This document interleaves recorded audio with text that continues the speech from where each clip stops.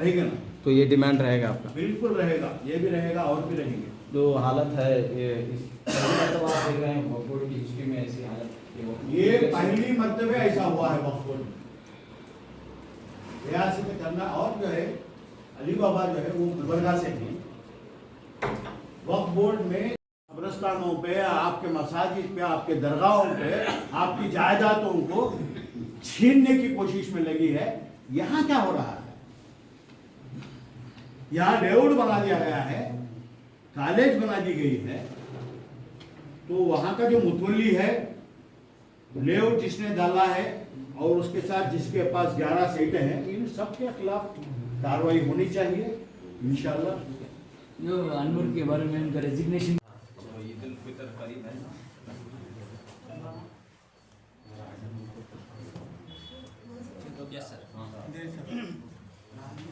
अस्सलाम वालेकुम वरहमतुल्लाहि वबरकातुहू।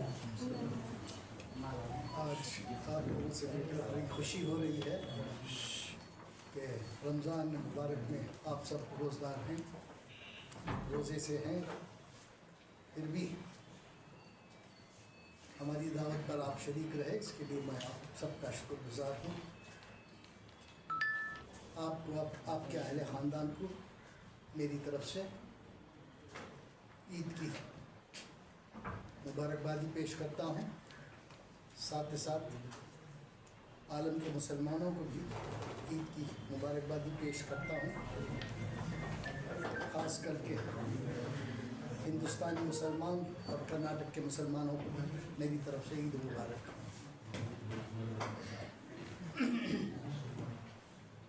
अभी जनाब उबैदुल्लाह शरीफ साहब ने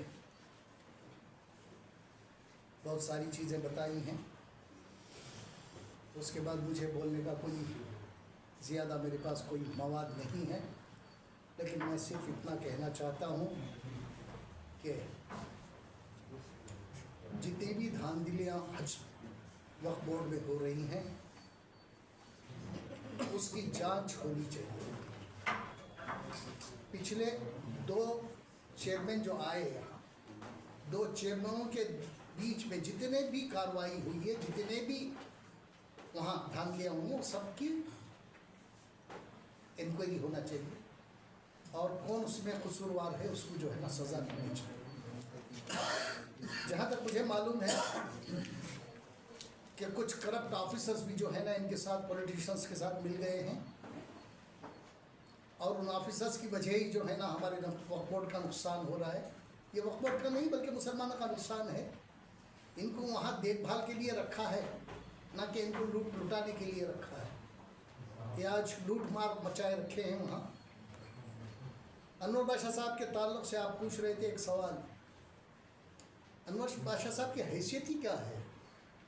एक आदमी के लिए सारी सरकार खड़ी है, किस लिए? एक ही आदमी था जिसके लिए मिनिस्टर भी ये कह रहा है कि उन्हीं को होना है। क्यों होना है?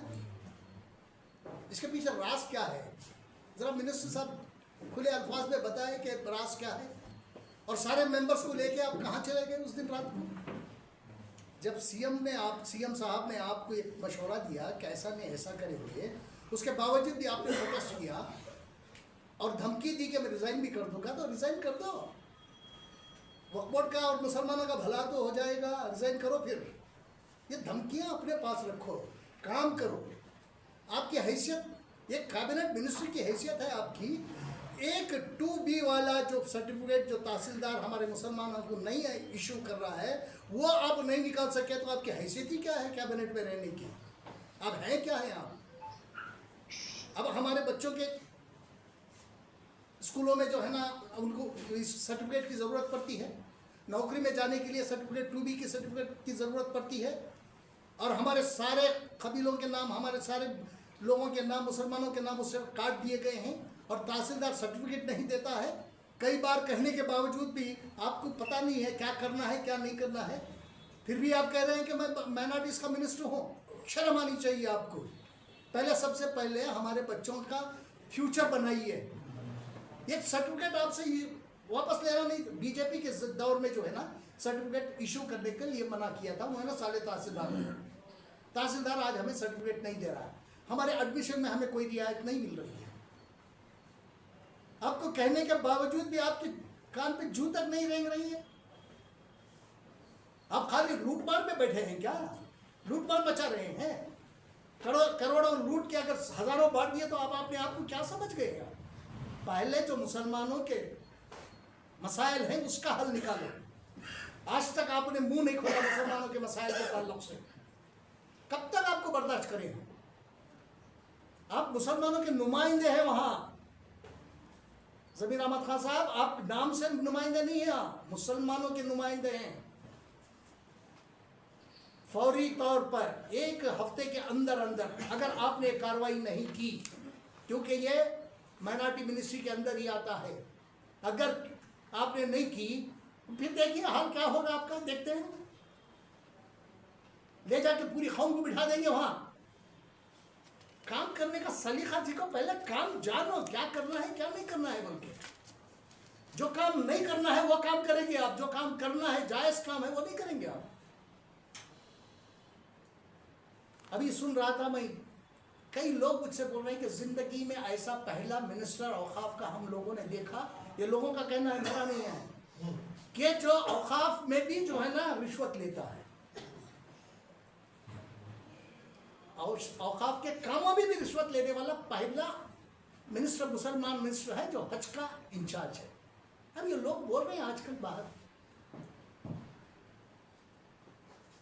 आपको सबसे पहले मसाइलों का हल निकालना है। मसलों की तरफ आपको देखना है सबसे पहले। हमारा कोई मसला सरकार बनने के बाद 2.5 साल हो रहे हैं, आज तक हमारा कोई भी मसला हल नहीं हुआ। तो तुम्हारी जरूरत क्या है वहां बैठने की? जब आप मसलों का हल नहीं निकाल सकते तो आपकी जरूरत क्या है वहां? क्या मुसलमानों के वोट ऐसे ही हैं क्या? चाहे देखिए, यहाँ चाहे AICC हो जाए, यहाँ चाहे सिद्धरामैया जी हो जाए, कोई भी हो जाए, जब हमारा काम नहीं करेंगे हम उनके खिलाफ जाएंगे, हम तो छोड़ेंगे नहीं। इसका क्या मतलब है? जब हमारे वोट की जरूरत है तो आप वोटों के लिए हर चीज की ये देते हैं, हमें कह देते हैं कि हम ये काम कर देंगे वो काम कर देंगे। आज तक हमारा कोई काम नहीं हुआ। कब तक हम इंतजार करें?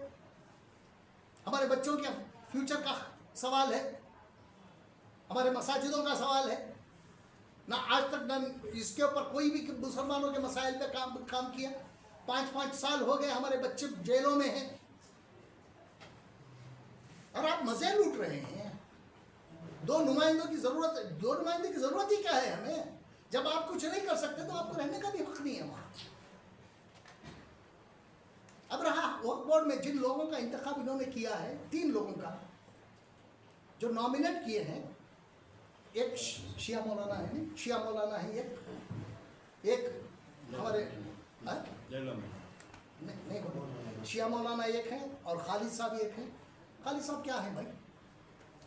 जिस एक्ट के तहत, जिस सेक्शन के तहत इनको जो नॉमिनेट किया गया है, उसी सेक्शन में इनको हाईकोर्ट ने इनको ये किया है,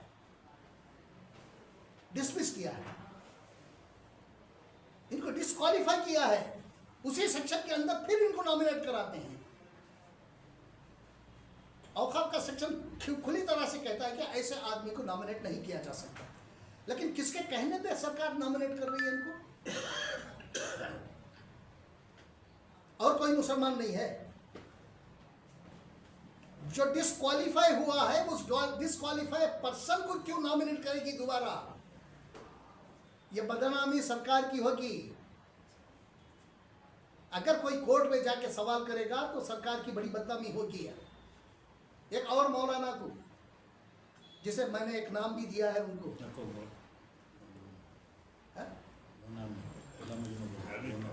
मौलाना जो है ना, उनकी अभी दास्तान आने जा रही है। अभी मैं हमारे मुस्लिम पफला बोर्ड के चेयरमैन को मैंने चिट्ठी लिखी है, आज शायद चले जाएगी चिट्ठी। उसमें हमने डिमांड किया है कि फौरी तौर पर जो मौलाना हमारे कर्नाटक के वक्फ बोर्ड में उनको नॉमिनेट किए हैं, उनको फौरी तौर पर मुस्लिम पफला बोर्ड की रुकनियत से उनको खारिज करो, हटाओ फौरी तौर पर। अगर नहीं हटाने की सूरत में हम जो है ना उस मौलाना के खिलाफ पूरी तरह से एहतजाज करेंगे और उस मौलाना की दास्तान सुनाएंगे। अभी रमज़ान है इसलिए हम खामोश हैं। रमज़ान के बाद मौलाना का असली नाम बोलो। मौलाना का असली नाम है ना, सबको मालूम है। भाई मौलाना आप बोलो, आप बोलो। नहीं, सबको मालूम है। नामजद किया हुआ मौलाना। अच्छा, जब नामजदी होती है किस मौलाना की, एक तो हमने बता दिया आपको, लेकिन ऐसे लोगों को आप नॉमिनेट कर रहे हैं और दूसरे आधारों में मुसलमानों के कौन से लोग हैं भाई, यह बताइए। आप लोग जानते भी हैं, गुंडे बदमाश, उनको सरकारी प्रोटोकॉल दिया जा रहा है सरकार की तरफ से गुंडे बदमाशों को। सरकार का यह काम होना नहीं चाहिए। सरकार जिसको चाहिए उसको प्रोटोकॉल नहीं दे सकती, गुंडे बदमाशों को प्रोटोकॉल दे रही है आज सरकार। जो हज कमेटी में जो नॉमिनेट हुआ है चेयरमैन, उसकी हालत, उसकी ये क्या है, असलियत क्या है, आप लोग जानते हैं। एक नंबर का फ्रॉड है ये। रमजान ईद खत्म होने दीजिए, उसके बाद ये सब लाते हैं। अच्छे लोगों को लाओ, लोग तारीफ करें कि भाई इस जिस जगह भी लाए हैं, जिसको भी सदर बनाया है, जिसको भी चेयरमैन बनाया है, वो काबिल है उसके। लोग तारीफ करना चाहिए। ये नहीं अपने पट्टुओं को, अपने साथ फिरने वालों को, अपने साथ अपनी जयकारा लगाने वालों को आप ले जाके जो है ना रिलीजियस इंस्टीट्यूशन में मुसलमानों के वो भी आप बिठा रहे हैं। कब तक रहा मामला, जैसे कि हमारे इन्होंने कहा, उबैदुल्ला शरीफ साहब ने कहा कि जो चित्रदुर्गा का मामला है, देखिए आप, मैंने नसीर अहमद साहब खुलकर कहा, नसीर अहमद साहब का मेरे पास 2-3 मरतबा फ़ोन आया, मैंने उनसे खुलकर कहा देखिए आप इलेक्शन करा लीजिए, आप किसी को भी चेयरमैन बनाइएगा, ये मेरा कोई ये नहीं है, आप करिएगा, लेकिन 15 तारीख से पहले सर्वे नंबर 24, 25, 23, 24, 25, सर्वे नंबर 11 और सर्वे नंबर 14 का ये कराइए, सर्वे कराइए। उसके बाद आप किसी को भी बना लीजिए, हमारा मतलब नहीं है। मैंने खुल के कहा उनको, उन्होंने मुझे एक मैसेज भी भेजा। ये 13 तारीख का मैसेज था।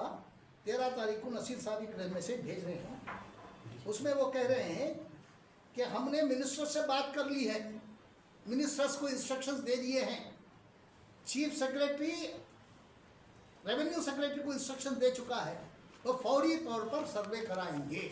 ये मैसेज मेरे पास है उनका, ये 13 तारीख का मैसेज है।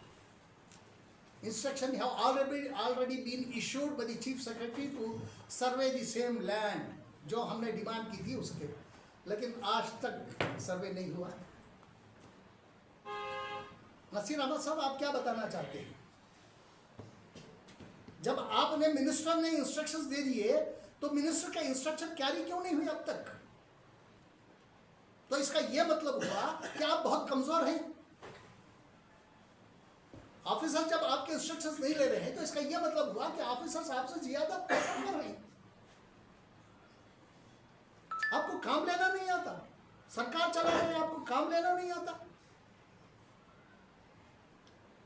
किसी भी ऑफिसर की इतनी हिम्मत कि मिनिस्टर के इंस्ट्रक्शन को ये करे, इग्नोर करे। ये 13 तारीख का है, आज कितने तारीख हो गए? क्यों नहीं हुआ? 15 तारीख से पहले की बात हुई थी, 25 तारीख हो गए, खामोश क्यों हैं आप?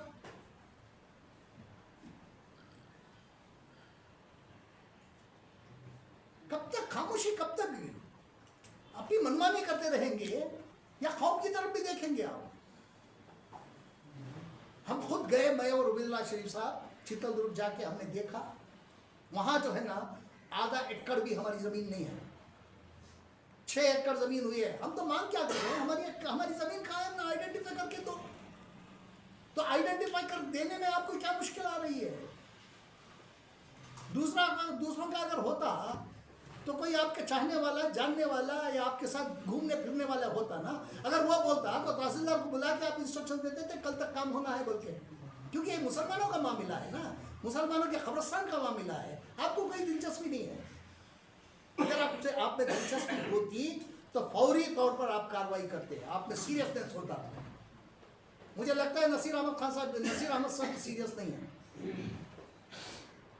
आप इतने सीनियर हैं, 90s में आप मिनिस्टर रहे हैं और जूनियरों के पीछे खड़े दिखते हैं आप। शर्म की बात है। Political secretary to CM। 20 और 90 में आप मिनिस्टर, आप नजर आते हैं सीनियर्स जूनियर्स के पीछे खड़े नजर आते हैं आप। अगर आप अपना इसे असर्ट करना है तो असर्ट कर लो, और कौम के कामों में सबसे पहले पूरी दिलचस्पी दिखाते कौम का काम करो पहले।